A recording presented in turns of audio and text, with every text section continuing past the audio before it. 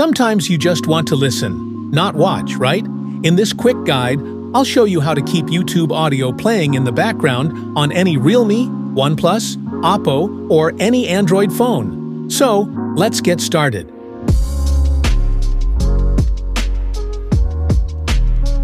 Open Play Store on your phone. Go to search bar and search Playback Background Play.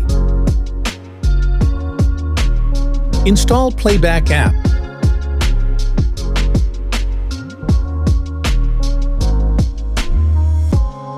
Open YouTube on your phone. Play any video. Click on Share icon. Swipe left and click More.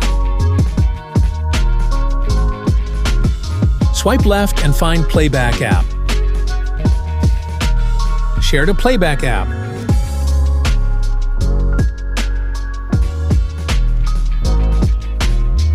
Click on this background play icon.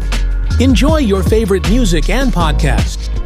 Open your quick settings panel and click here to control playback easily.